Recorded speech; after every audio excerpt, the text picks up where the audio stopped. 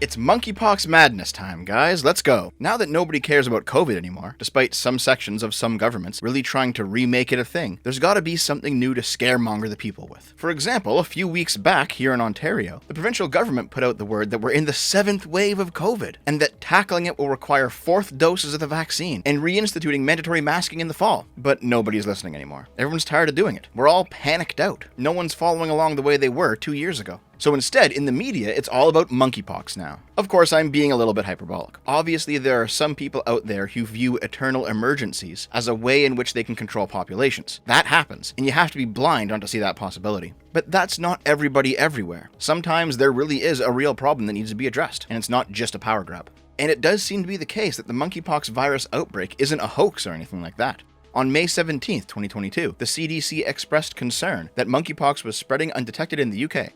The very next day, the first case had appeared in the United States. 2 days later, it was officially considered an outbreak. Monkeypox itself is an old virus. It comes from the smallpox family of viruses, though it's a lot less lethal than its infamous cousin. We've known about monkeypox for a while. There is a vaccine for it, and it's not actually that deadly. Monkeypox symptoms are a fever, headaches, muscle aches, a lack of energy, and a rash resembling pus-filled blisters that can develop all over the body, including on the face, feet, hands, genitals, and inside the mouth. The rash will typically last 2 to 4 weeks, and the timing between the rash and the other symptoms is varied. From a layman's perspective, this virus sounds like a more serious version of the chickenpox. However, there are key differences. One is that the chickenpox is relatively mild in children and more serious in adults, while with monkeypox, it seems to be the other way around. Another difference is that chickenpox is highly contagious and airborne, while monkeypox is only spread through close quarters contact. Monkeypox is present in bodily fluids, meaning that if you kiss or have sex with somebody who's infected, chances are you are too. It's also possible to inhale respiratory particles from somebody nearby who's sneezed or something. Additionally, the pus inside the blisters can also transmit the virus. The mainstream media is heavily de-emphasizing the sexual aspect of the transmission of monkeypox.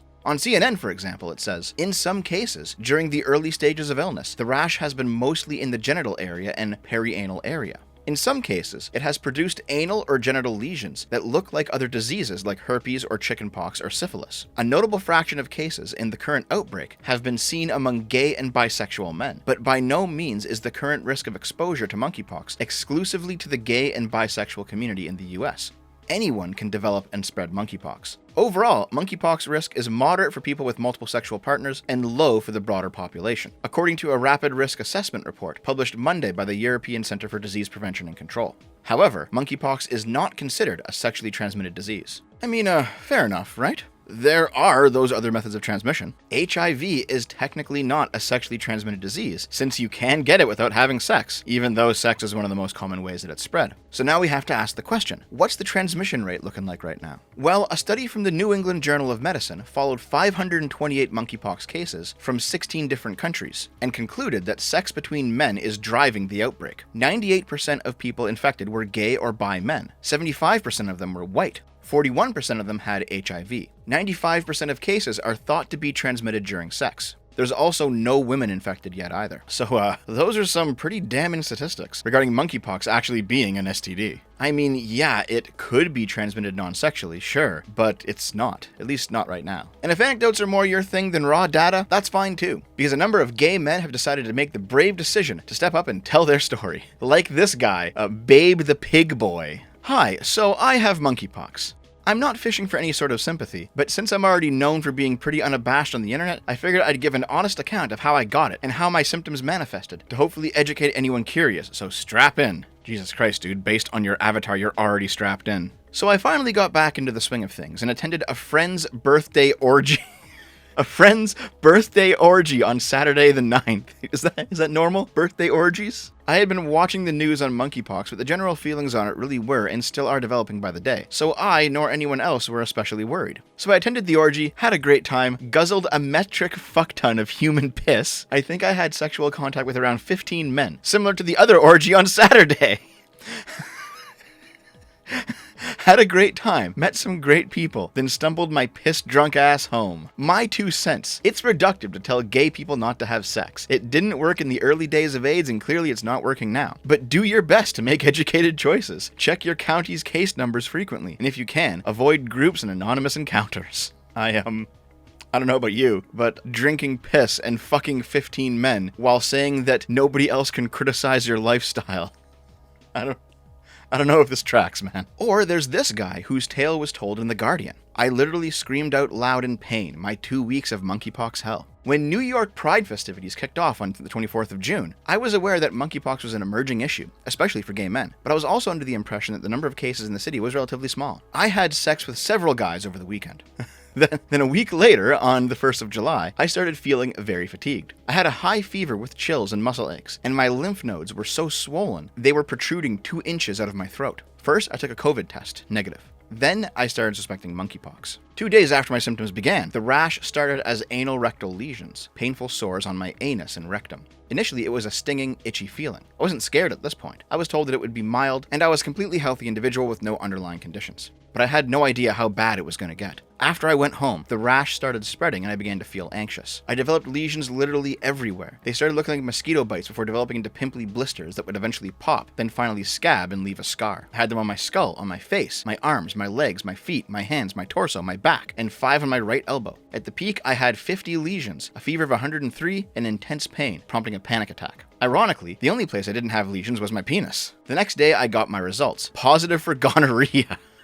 Jesus. But no word yet on monkeypox. That's when I developed hives everywhere on my body from my neck down, as well as a headache, arthritis pain in my fingers and shoulders, and a strange pain in my shin bone that got so painful I couldn't stand up. At night, I would wake up going crazy with both pain and itching from the lesions and hives, just sitting up in bed and scratching myself. I was isolated, lonely, and frustrated with how unfair the situation was. My anal lesions, which were already very painful, turned into open wounds. It felt like I had 3 fissures right next to each other, and it was absolutely excruciating. I would literally scream out loud when I went to the bathroom. Even keeping the area clean, like washing myself, was extremely painful. So, what kind of activities were you getting up to during New York Pride that you came out of it with both monkeypox and gonorrhea? Or there's this fellow, Matt Ford, who's a creative, who acts, writes, and sings, as well as working for himself as a freelance producer and editor. He's a proud, openly gay man who splits his time between LA and New York. Here's what my experience has been like so far, and why you should take it seriously. Monkeypox seemed like a far-off problem in a vague world of potential inconveniences, eclipsed by bigger social concerns. On Friday, June 17th, that quickly changed.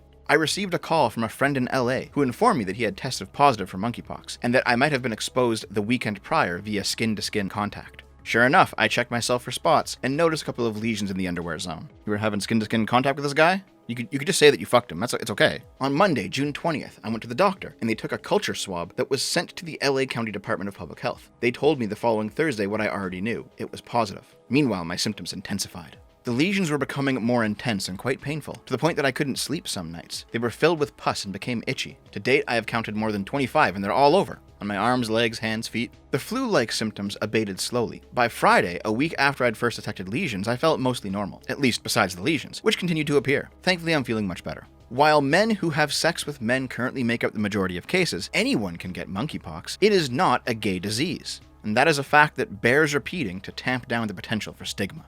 This is technically correct, yes, but a lot of these horrifying stories do in fact seem to boil down to the choices of the men who get infected. You know, guys, you don't actually have to go out to the Pride Parade and drink the piss of 15 dudes, right? Nobody's holding a gun to your head and asking you to do this. You could just be normal. And by be normal, I don't mean be straight, because it's not actually the LGBT community that's being affected by this. No L's have this problem. No women at all, in fact. No monogamous gay or bi people are having any issues either. Trans people seem to be largely unaffected as well. As far as I can tell, only one trans man has had monkeypox. This isn't even a broader gay thing. This is a specific type of highly promiscuous gay man who is disproportionately affected by the monkeypox outbreak. But nobody wants to hear that. Nobody wants to hear that consequences are the result of your own bad choices, or that this isn't somehow an attack on gays as a class. That sentiment, by the way, is where we get headlines like, "The Tory government is failing queer men as monkeypox cases surge." What exactly does Pink News want conservatives to do to fix this failing? Force the gays back in the closet? I mean, you don't accept, hey, maybe don't have giant barrels of gay semen poured into your funneled out asshole as a solution here. So what else are conservatives meant to do? Also, it's not just conservatives. California's LGBTQ community is feeling ignored, angry, confused as monkeypox cases rise. The most left-leaning government in the United United States is apparently at fault too. So the issue is just government, I guess. It's the government's fault that you took a load of monkeypox pus into your asshole. No. The issue here is that these people are so dependent on the structures of the state to do everything for them that when Big Daddy government can't save them with some new program or initiative or whatever, they feel left out to dry. They have no conception of being responsible for the quality of their own lives. It's like that LinkedIn chick I talked about earlier. These people are like pets of the state that are groomed and cared for and aren't used to the idea that they may need to be proactive at some point or act in some sort of preventative manner. They reject the idea that adopting good habits can solve this problem. They only accept treatment of the symptoms of their vices after the fact. Y'all, please look at the requirements for the monkeypox vaccine. People who meet all of the following criteria are eligible to be vaccinated. You're a gay, a bisexual, or other man who has sex with men and or are transgender, gender nonconforming, or gender non-binary. You're age 18 or older, and you've had multiple or anonymous sex partners in the last 14 days. If you do not meet these criteria, please do not make an appointment as you are not eligible to be vaccinated at this time. This person, by the way, is a progressive who is complaining that the vaccine specifically singles out gay men, and that it's homophobic of the government to do so. This is like the inverse of religious fundamentalists back in the 1980s, pretending that AIDS isn't a problem because they're homophobic. These guys want to pretend that monkeypox isn't a problem because they're woke. Prioritizing the most at-risk group of people for vaccines is how this kind of thing should be done, and your complaints that it spreads negative stereotypes about the gay community are fucking retarded. This is when you're so woke that you would rather gay degenerates die of their degeneracy before treating them. Jesus Christ. And of course, to top it off, there's that one article from the most recent Weekly Sip. US records first 2 child monkeypox cases. California toddler and an infant in DC were both likely infected by household contacts, and both had contact with gay or bisexual men. Now listen, I know what you're all thinking. I remember the statistics from earlier too. 98% of people infected were gay or bi men, 95% of people caught it through sex. It's entirely possible these kids caught it through one of those non-sexual methods. But maybe we should just look into this a little bit, just in case. Like, hypothetically speaking here, if you find semen inside of a child's asshole, perhaps the first order of business is to forget about how homophobic it sounds, to ask how it fucking got there? Maybe we should be worried a bit less about the stigma, CDC. Maybe that shouldn't be the priority here? Like I said before, this isn't a gay problem, this is a degenerate problem. A gay couple living in a closed, monogamous gay marriage, living a normal life, they have nothing to fear from the monkeypox outbreak. And neither do the overwhelming majority of the rest of us.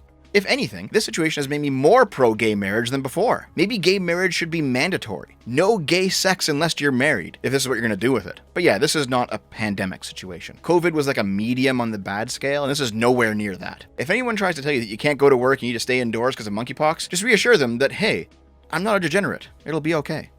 How to not get monkeypox. Step 1. Don't be a hoe.